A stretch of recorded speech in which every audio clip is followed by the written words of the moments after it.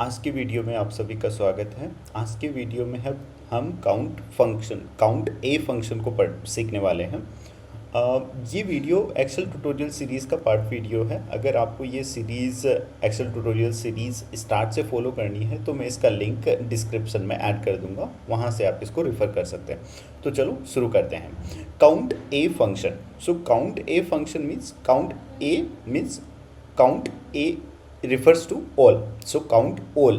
That means count both numeric and text values in the cells. So if we have a data set, right, in which जिसके अंदर हमारे पास numeric and text दोनों values हैं।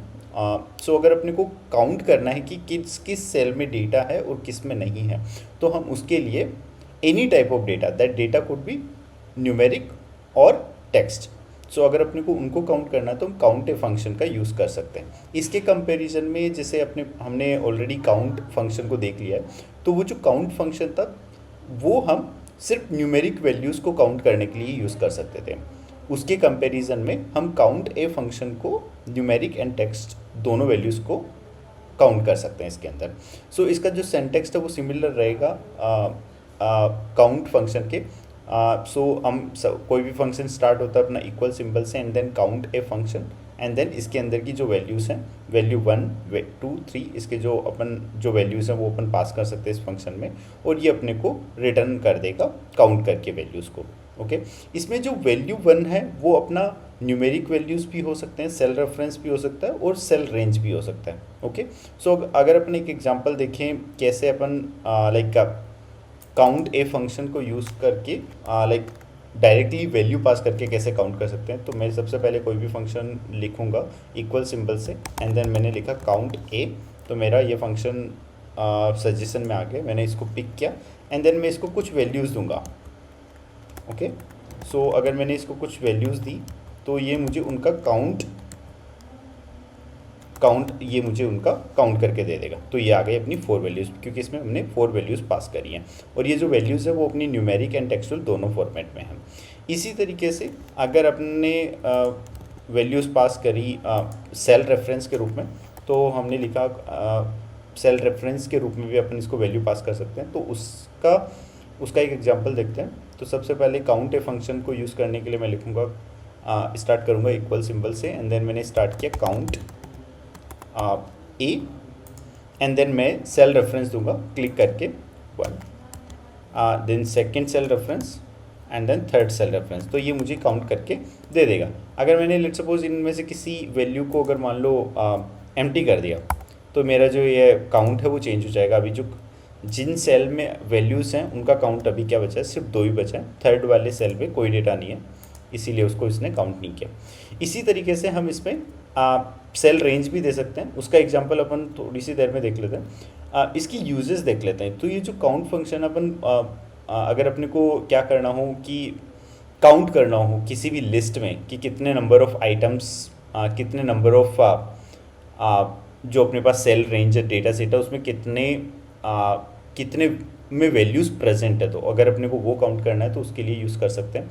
इसके साथ साथ अगर मान लो लेट सपोज हमने कोई सर्वे करा, ओके, और उसमें कोई हमने सवाल पूछा है, तो हम चेक कर सकते हैं कि अगर जैसे कुछ यूजर्स ने उस सवाल का रिस्पॉन्ड किया होगा, कुछ ने नहीं किया होगा। तो अगर अपने को काउंट करना है कि कितने यूजर्स ने उस पर्टिकुलर क्वेश्चन का जवाब दिया है, तो वो अपन इसके थ्रू काउंट कर सकते हैं।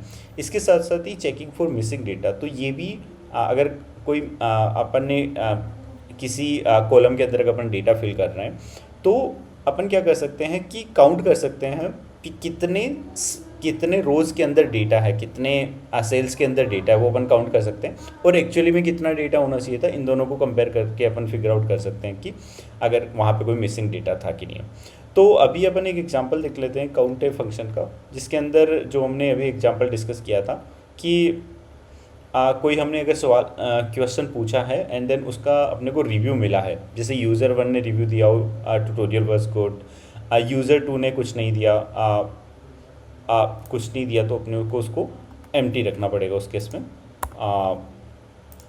अदरवाइज़ ये इसमें काउंट हो जाएगा। अगर कुछ भी टाइप करा है तो वो अपना क्या हो जाएगा, रेस्पॉन्स में काउंट हो जाएगा कि यूज़र ने कुछ रेस्पॉन्ड किया है। अगर यूज़र ने रेस्पॉन्ड नहीं किया, दैट मीन्स अपने को वो एज ए एम्प्टी रेस्पॉन्स मिलेगा। तो अभी क्या है, अपने पास 10 यूज़र्स हैं, उन्होंने कुछ कुछ रेस्पॉन्स दिया है। अब ये जो रेस्पॉन्स है वो अपना टेक्स्ट फॉर्मेट में भी है, डेट फॉर्मेट में भी है, न्यूमेरिक फॉर्मेट में भी है और एम्प्टी भी है। तो अपने को काउंट करना है कि कितने यूज़र्स ने अपने को रेस्पॉन्ड किया। तो इसके लिए मैं क्या करूँगा, स्टार्ट करूँगा इक्वल सिंबल से एंड राइट करूँगा count A function, and then जिस सेल रेंज पे मेरे को ये निकालना है उसको मैं सेलेक्ट करूँगा।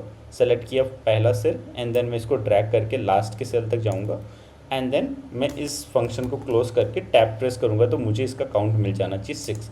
तो अभी जो 6 अपने पास ऐसे यूजर्स थे जिन्होंने रेस्पॉन्ड किया, तो एक बार चेक कर लेते हैं 1 2 3 4 5 6। ओके, सो इस तरह से अपन क्या कर सकते हैं, सेल्स का जिन जिन सेल्स में अपने पास जो वैल्यूज़ हैं हम उनको काउंट कर सकते हैं यूजिंग काउंट ए मेथड। सो आज की वीडियो में अपन इतना ही देखते हैं। आई होप कि आपको ये काउंट ए फंक्शन को यूज़ करना आप इसके थ्रू सीख गए होंगे। अगले वीडियो में हम एक नए फंक्शंस के साथ में फिर से मिलते हैं। तब तक के लिए आप इसके ऊपर कुछ लाइक हैंड्स ऑन कर सकते हैं। मैं इस एक्सेल सीट का लिंक जो है ट्यूटोरियल डिस्क्रिप्शन, इस वीडियो के डिस्क्रिप्शन में डाल दूंगा, तो आप वहां से यूज़ करके भी इसको रेफ़र कर सकते हैं और इसके सिमिलर एग्जांपल्स भी आप इसके सिमिलर जो एग्जांपल्स होंगे आप उनको प्रैक्टिस कर सकते हैं। सो आज की वीडियो में इतना ही, चलो मिलते हैं, अलविदा।